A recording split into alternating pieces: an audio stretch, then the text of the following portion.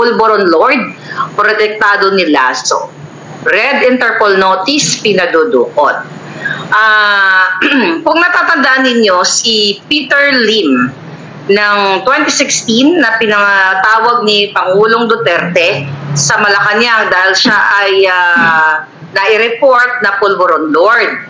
So nung kinasuhan siya and in 2018, mga kababayan, 2018 siya ay inisyuhan ng Interpol Red Notice hanggang siya ay tuluyan nang nagtago. Hindi ko na sabihin yung mga balita kasi mahaba yun. Basta kung gusto nyong simulan from the start kung ano yung nangyari sa kay Peter Lim, basta ang pinakamaliwanag dito po, mga kababayan, ay wanted siya.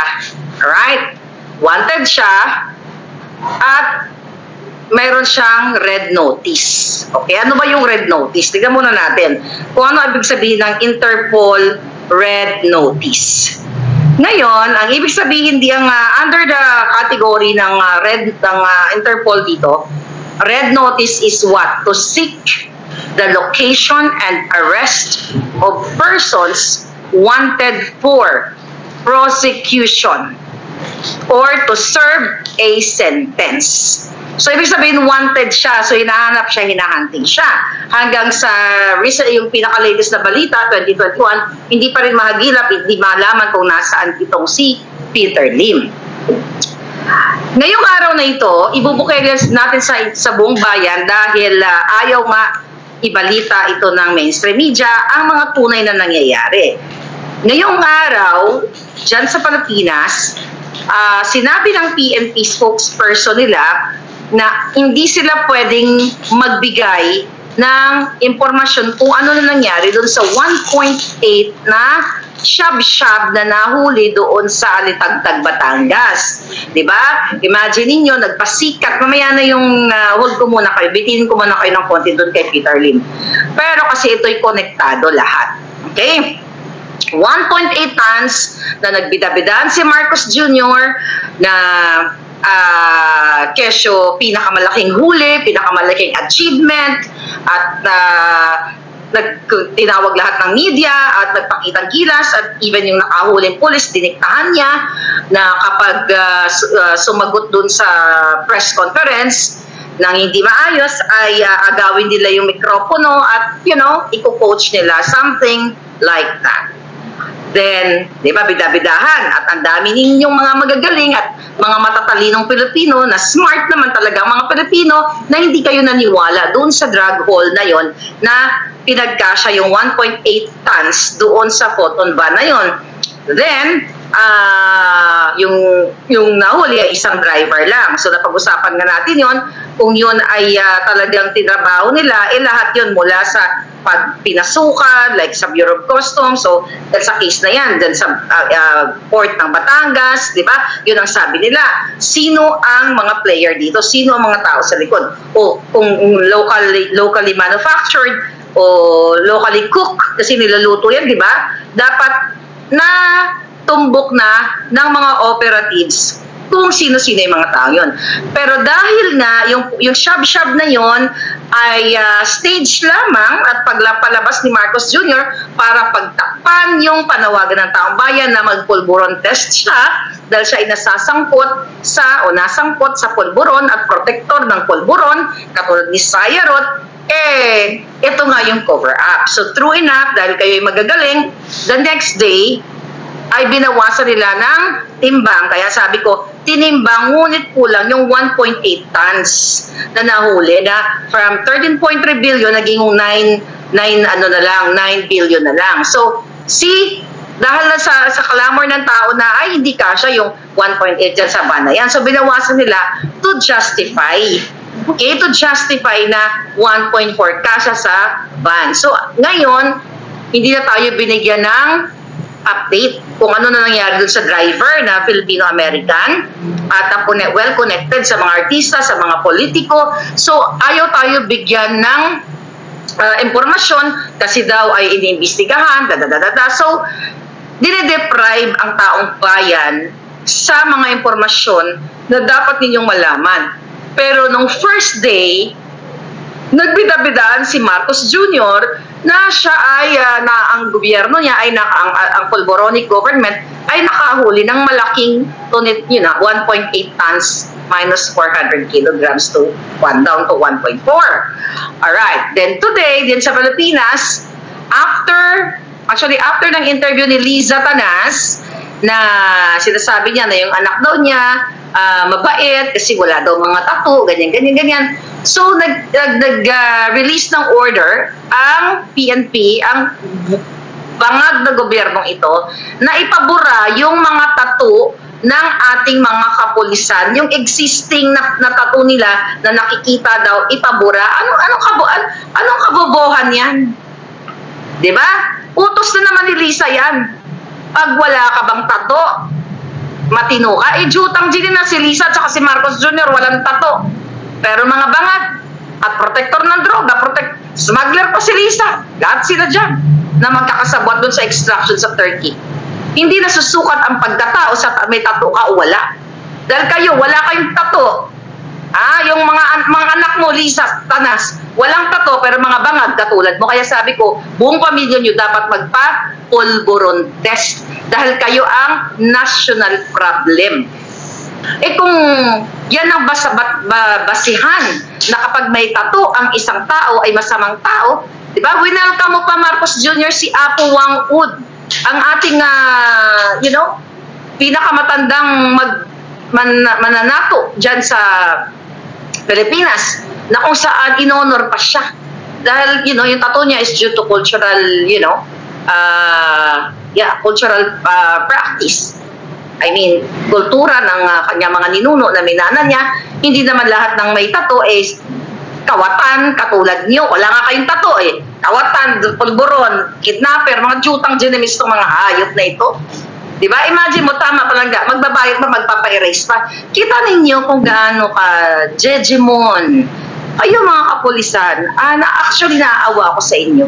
Siyempre yung iba, may kanya-kanya tayo eh. Hindi naman lahat. Like ako, well, dati ayoko magpatato. Pero ako, I'm thinking talaga na magpatato ako ng bonggang-bongga. So, kaya lang masakit. Kaya, you know what I mean? Masakit, di ba? Kasi yung friend ko, katatato niya lang, nasaktan niya sa pinag-iisipan ko. Pero ang ibig kong sabihin dito mga palangga, yung pahirap na ginagawa ni Lisa, order niya to. Imagine yung mga sir, 3 weeks ago, pinagbawalan kayong gumamit ng cellphone at huwag manood ng Facebook ni Boljak. Huwag manood ng Facebook ni Maharlika at ng iba pang mga fighters for freedom. Fighters para sa Polboronic na amo ninyong bangag 3 weeks ago. Okay? Now, pabura ang mga tato ninyo. Ano ba naman kayo? Susunod kayo dito sa mga sabog na ito, mga bangag-bangag na ito. Ilang kapulisan ang meron tayo mga palangga? I have dragon tattoo, Mother Dragon, sabi ni Lady Dragon. Uy, Cotton Fin, kumusta ka na? Ram, Rebecca, Ugat, mga palangga ko, mga present. Si Zoro absent, baka laging absent lang. Casey, how are you? Okay? Ayan. So anyway, mga kababayan, eto. So yan yung mga issue ngayon na ayaw nilang magbigay ng information doon sa 1.8 na shab-shab down to 1.4. Kesyo daw, sabi nito kanilang spokesperson ng PNP ay under strict instruction not to give details. See that? After nilang magbida-bidahan, at nalaman ng taong bayan na ahat-uman, ano na sa ilong, sa ano ba sa Tagalog, na sense o nakilaman, okay, na itong kanilang drug hole na ito, pulburon hole na ito, ay stage lamang. Kumbaga, epic fail. Kaya ngayon, ayaw nila na lang magbigay ng detalye kasi daw mako-compromise dahil binibuild up pa lang yung case. Hindi ba naman mga hindi na bugo, bobo, tanan-tanan, lahat na lang. Matapos ang binabidaan ni Marcos Jr., eksena pa doon, may patimbang-timbang. Tinimbang ngunit kulang. Binawasan. Sabi ko nga, sininghot mo. Gusto nyo makumanta na naman akong we will rock well. Saka na lang, baka mamaya sa ending. Okay. Ngayon, yan ang drama nila. Ngayon palang imbestigahan ang port ng Batangas, ganyan-ganyan, mga eksenang ganap. So, sabi ko nga, every single day, ang Nganga Bells ko at kayo ay nag-aabang dito sa ating mga expose. Sabi ko nga, hindi pwedeng araw-araw na lang tayo mag-expose. Kailangan nating gumalaw. Kailangan ninyong mag-speak up. Even yung mga uniform personnel na imagine nyo, pabuburahin yung mga tattoo nyo. Oh, tapos ang sinasabi nila, kasi kailangan nyo sumunod sa organization, only sa pulboronic administration. Ilan na ba ang administrasyong dumaan? Wala namang ganitong order na ipabura yung mga bato. Yung mukha kaya ni Lisa ang paburan nyo. Yung kordoroy ng Feslak. Oh, yung Feslak ni Kuting. Diba? Ipabura nyo sa, paburan nyo sa landas ninyo. You know what I mean? So, remember, okay? Lahat dinidiktahan kayo. Diktador. Sabi ko, authoritarian rule ang ginagawa sa inyo. Na even ng mga Facebook page nyo, Facebook account nyo, kailangan palitan ng bagoong Pilipinas na logo, o dapat mag-like kayo doon sa kanilang mga Facebook account ng gobyerno. Ito'y harap-harapang pangbababoy o panggagagot sa inyong lahat, mga palangga. Ngayon, oh, by the way, update tayo kasi highlight natin. Sobrang bongga yung tungkol dito sa Interpol. So gusto ko sabihin sa inyo na sumulat na rin sa, di ba nanawagan tayo kahapon, na sumulat na itong agent na ito dito sa Blue Ribbon Committee at doon nga sa Committee on Public Order na pinamumunuan o under the chairmanship of Bato de la Rosa, at doon sa Blue Ribbon ay si Pia Cayetano. So April 24, may nag-send sa akin, mga kababayan, na nagpadala, okay? Na nagpadala itong, what do you call it? Sino to? Nagpadala, is it in this, okay. Ito pala ay anti-drugs advocate laban ng pamilyang Pilipino. Ito'y NGO. April 24, sila, itong NGO na to ay nag-email, nagpadala ng sulat, ng request kay Pia Cayetano at kay Bato tungkol dito sa pulburon. Basahin ko dito. Okay, ang sabi, tungkol sa ating yung PIDEA leaks nga. Kaya kasama siya sa lyrics kanina sa We Will Rock Well. Alright? Sabi dito, your honors, okay, greetings, ito muna, unahin ko. Dear, from the start, okay, anti-drugs advocate laban ng pamilyang Pilipino, Honorable Pia S. Cayetano, Chairman, Committee on Accountability of Public Officers and Investigations, Blue Ribbon Committee, Senate of the Philippines, okay, dated April 24, and also to Honorable Ronald Bato de la Rosa, Chairman, Committee on Public Order and Dangerous Drugs, Senate of the Philippines. Dear Honorable Senators, greetings, Your Honors. This has reference to the so-called PIDEA leaks concerning the documents presented by a certain Maharlika, a political blogger and social media influencer. Undersigned is formally calling your honorable attention to act on behalf of the Filipino people to investigate in aid of legislation the negligence of PIDEA leadership on the unauthorized dissemination of classified information stored and kept under their watch. And since that classified information was illegally declassified and now constantly spreading in the social media, primarily to the Filipinos worldwide, particularly on the reported alleged chronic substance abuse such as pulburon, okay, such as pulburon nicotine. Putol, di nila sinend sa akin ng buo. Ayan, nabitin. Okay, nabitin. So anyway, so sa kaalaman ninyo, kaya boljakin nyo si Cayetano, Pia Cayetano at si Senator Bato. Na si boljakin, imasin nyo muna yung mga ulo nila, baka sakaling magising na i-open na ng investigation. Nakarating na sa kanila, may letter na, at na-forward ko na rin kay Senator Bato yung documents na kung saan yung pre-op tsaka authority to operate na may signature ng agent. Okay? Ito yung ano natin. Okay? Ito. Yan. Okay? Di ba? Napakita ko sa inyo yan. So, na-forward ko na yung hindi nakatakip. Yan, yung pre-op. Na-forward na natin. So, yan ang, ano ngayon, yan yung update So, nandyan na kay Senator Bato, nandyan natin kay Senator Pia Cayetano. So, ano pang inaantay nila? Unless na sila ay, pag hindi nila inopen ang investigation na ito, ay sasabihin natin o mararamdaman natin na sila ay nahipo na ni Lisa o na backdoor na o nabayaran na kung hindi nila itutuloy ang investigation.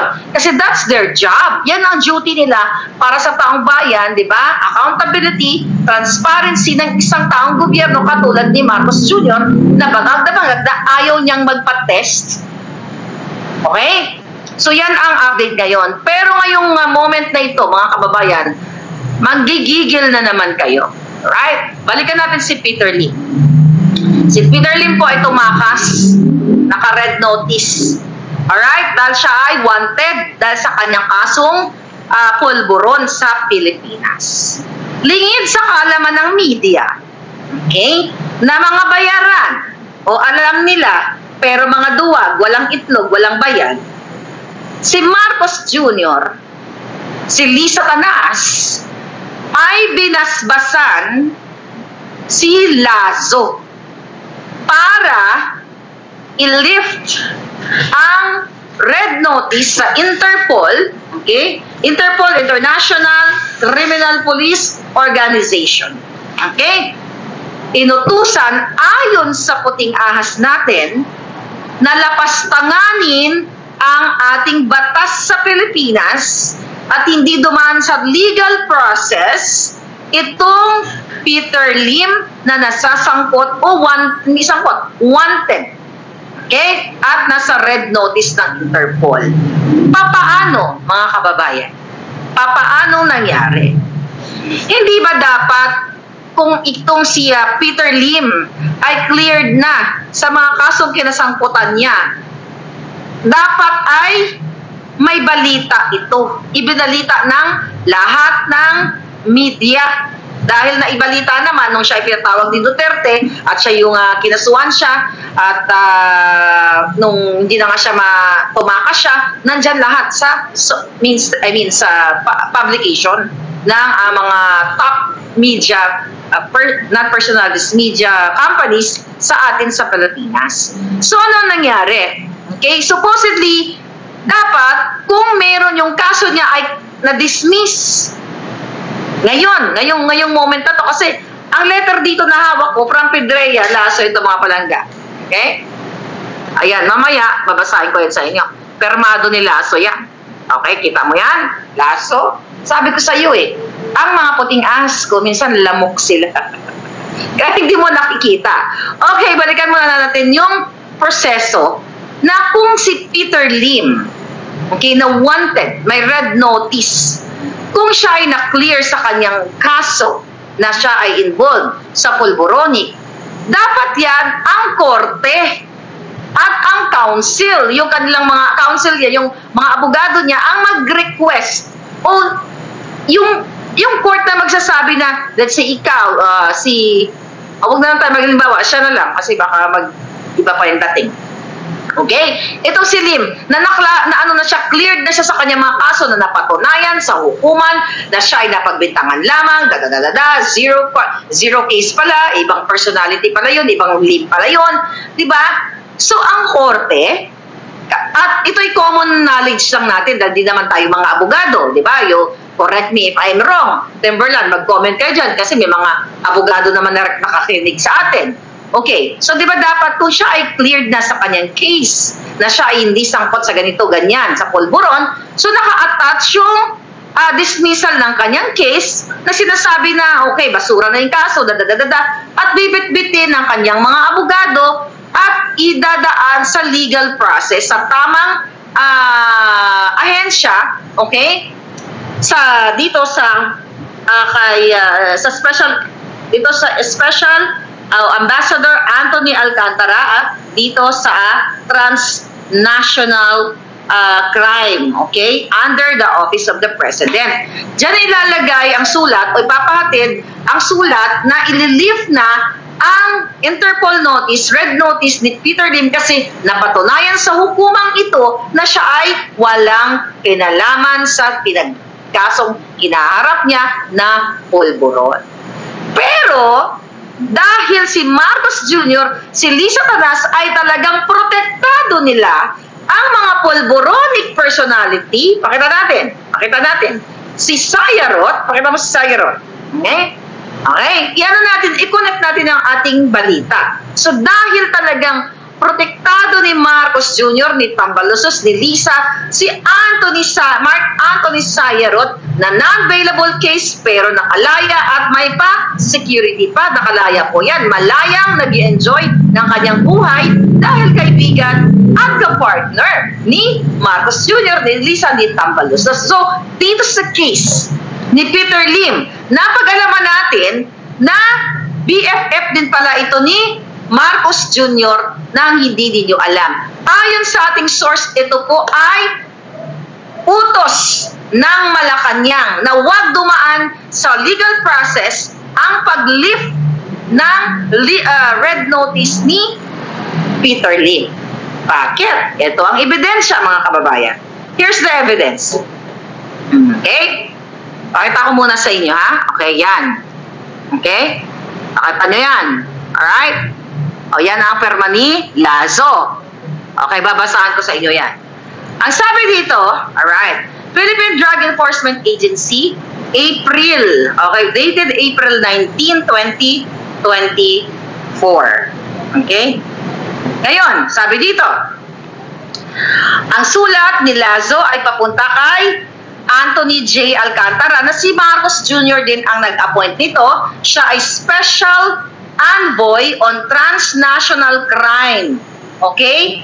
Okay. Then, Philippine Center on Transnational Crime, PCTC, Camp Crame, Quezon City. Ano ang subject? Ito, lifting of Interpol red notice of Peter Go Lim. Dear Ambassador Alcantara, greetings, sabi dito ni Lazo. It is in relation to the letter dated April 15, 2024 from Attorney Ivan Kevin Lin. Okay? Kevin, kay address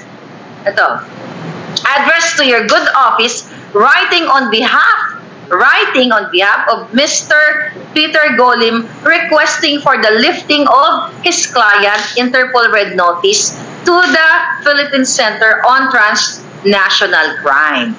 Verifications from the records in the custody of this agency shows that the court granted the motion to withdraw information on charges filed against Mr. Peter Go Lim for violation of Section 26 in relation of Section 5, Article 2 of RA number 9165, okay, on October 19, 2023, and presently, Mr. Peter Go Lim has no other record of drug case filed. Further, the warrant of arrest issued against him dated August 14, 2018 was likewise ordered lifted. Okay? So, pinapatanggal ni Kuting sa pamamagitan ni Lazo ang si Kuting at saka si Lisa Tanas na i-lift itong warrant of arrest ni Lim. Accordingly, the agency poses no objection on the possible grant of lifting of the Interpol red notice in favor of Mr. Lim, provided that he complied with other requirements set forth by your good office. Rest assured of our cooperation on matters of public interest. Truly yours, lovingly yours, di ba? Moro Virgilio M. Lazo. Ayon sa ating puting asa, mga PIDEA, hindi daw po ganito ang proseso ng pag-lift ng red notice o ng warrant of arrest. Hindi dapat si Lazo ang sumulat dito at ito'y laway lang. Walang attachment na siya ay na-cleared sa kaso. Wala. Sulat lang at inuutusan ito si Anthony Alcantara as the special envoy nga on transnational crime under the office of the President. Okay? So, ano ibig sabihin nito? Kaya walang mahuhuli. Mga kababayan, walang mahuhuling pulboronic. Mga pulburon lord, walang mahuhuli kasi nga sila mismo pinapalaya nila. At ayon sa ating puting ahas, ito po ay basbas ng Malacanang. Sino ang nasa Malacanang, mga kababayan? E di ang mga bangag. Diba? So, ito ngayon ang actually, mga palangga, okay? Itong si Peter Lim ay pinakamayamang businessman sa Cebu. Okay na? Hindi ba ipaliwanag ang kanyang kayamanan? Alright? At kung babalikan ninyo, siya ay boss ni Jaguar ng Cebu at ni Odikta ng Iloilo. Ito yung mga pinangalan ni Pangulong Duterte na namatay sa war on drugs ng panahon ni Digong. So ngayon, bakit may basbas? Bakit ginagamit ng Office of the President? Kasi ang PDEA under kay Kuting. So ito ay inaatasan, inuutusan ni Liza Tanas at ni Bangag na i-lift ang warrant of arrest sa isang pulboronic. Okay? Sa isang pulboronic. Okay? Na Lord. So ano ibig sabihin nito? Aasa pa kayo na itong 1.8 tons na kunyari nahuli, then right now 1.4. Ito'y katarantaduhan. Kaya sabi ko nga, uniform personnel, men and women, lahat kayo. Diyos ko po, lahat, kidnapping, nakay Kuting, nakay Lisa, bribery, pagpapalaya ng mga sindikato, ng mga mafia, lahat nasa kanila. Ngayon, ito si Peter Lim. Walang proper documentation, by the way. Okay? Parang ginajam ang live feed now, sabi ni Dance Scorpion. Ayun na nga, yun nga ang trabaho nila. Yung ginajam nila yung signal para walang masira yung ano nyo, yung inyong moment. Okay, habang nanonood kayo. At ganun pa man, mga kababayan, so walang balita sa mainstream media. Kung siya ay na-clear sa kanya mga kaso, dapat dokumentado yan. Pinapublish siya. Nasa publication niya ng mga bayarang media dyan. Marami yan sila. Bayaran. So, yun ang gusto kong ipakita sa inyo na nasa bangag na bangag kayong bansa. At ngayon, hindi lang yan, malapit na kayo bangbangin. Hindi ako natutuwa. Alam nyo kung anong stand ko dyan. Now, eto, walang balita. Walang balita sa media. Ito'y pinapaabot sa inyo ng mga taong informante natin na ito ginagawa ni Lisa at ni Marcos Jr. Imbis na hulihin ang mga drug lord, imbis na hulihin ang mga pulboroni, katulad ng 1.8 tons down to 1.4. Diba? Ayaw nila magbigay ng information.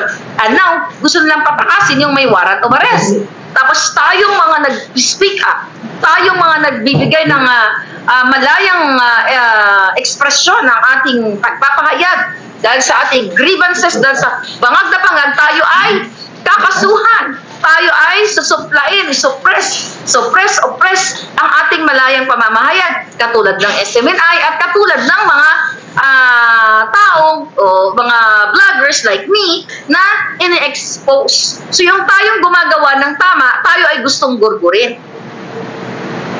Pero itong mga wanted, pinapalaya ni Marcos Jr. at ni Lisa. By the way, nakarating sa akin ng information, talagang nagbayad pala itong si Lisa at si Marcos Jr. ng mga private investigator. Okay? Private investigator para huntingin ako. Nakarating sa akin ngayong araw dahil sa mga pinuntahan nilang mga properties ko. Joke lang. Dahil sa pinuntahan nilang mga previous addresses ko ay may mga private investigator na pinapunta si Lisa para gurgurin ako. Nakita niyo ba yan? Kung gaano kababoy ito mga. Kaya sabi ko, hindi ka makakaligtas, Lisa. Dahil sabi ko, nasa exhibit A, B, C, D, E, F, G ka lang. So yan, ang ginagawa sa mga taong nagsasalita katulad ko ay gugurgurin. Dahil in-expose ko sa inyo, sa taong bayan, na ang gobyernong ito ay mga walang kasing sama. Sabi ko nga, nilagpasan pa si Satanas. Tayong mga Pilipinong nagsasalita dahil tayo ay naghihinaing dahil hindi niya natupad ang kanyang pangako na 20 pesos per kilo bigas, naslostasin ang problema sa pulburon, bigyan ng trabaho ang mga OFW para makauwi, para hindi na sila makahiwalay sa kanilang mga magulang o sa kanilang mga anak. So ang ginagawa ni Kuting, lalong pinaparami ang mga batang biktima ng pulburon. And now, walang mahuhuling big time na pulburonic kasi ito lahat ay stage lamang sa halip. Dito sa informasyon na binigay ko sa inyo, coming from our puting ahas, from the office of the president, actually, mga kababayan, tatlong puting ahas eh. Diba? Na-confirm na ito'y binasbasan ni Marcos Jr. na palabasin, na i-lift ang Interpol Red Notice ni Peter Lim. So, saan kayo tutungo? Saan, mga kababayan? Okay? Yan ang dahilan kaya binoto ko siya para makauwi na sana makasama ang mga anak sa Pilipinas, sabi ni Sally Smile. Exactly. Yun din ang akala ko na mabigyan kayo ng mga trabaho, mga palangga. Nakaipon na sila kaya gera na, sabi ni Karma. Speak up na tayong mga nasa Pilipinas. Ayan. Kaya nga mga kababayan you have to speak up. Okay? So yan ngayon ang ginagawa ni Marcos Jr. Patakasin ang mga sangkot sa pulburon. Nasa na yung driver ng 1.8? Nasa na? 1.8 tons na pulburon. Ayaw na nila kayo bigyan ng impormasyon. Kasi baka jeopardize yung kanilang investigation. Chuchu. Pero nung unang araw, bida-bidahan. Okay? So, ang intention nila talaga ay paramihan. Well, it's not intention. They are business partners. Diba? Business partner ni Lisa na kanyang kapatid, ang mga pulburonic katulad kay Michael Ma, na smuggler na inappoint pa ng Special Envoy to China na itinago sa inyo na hindi wala sa publication ang pag-appoint sa kanya. Ulit-ulitin ko, dahil ito ang pinakamahalagang topic sa Pilipinas, yung pulburon. Pulburon. Na naglalaganap na ang drama ni Kuting noong nahuli yung Phil-Am driver na yon na well-connected, ayun, pinagmalaki kasi inokray-okray si Pangulong Duterte na casual during that time, nung panahon ni Pangulong Duterte ay bloody. Pero sa panahon ni Marcos Jr., ay walang ni isang nagbuwis ng buhay o tumulo ng dugo. Paano nga tutulo ang dugo o paano sila magbang-bang-bang kung sila ay magkakasabwat? Diba? Paanong makipagbangbangan si well-connected Phil-Am driver kung sila ay magkakasabwat at iisa yung kanilang yung epektos nila ay kay Kuting din.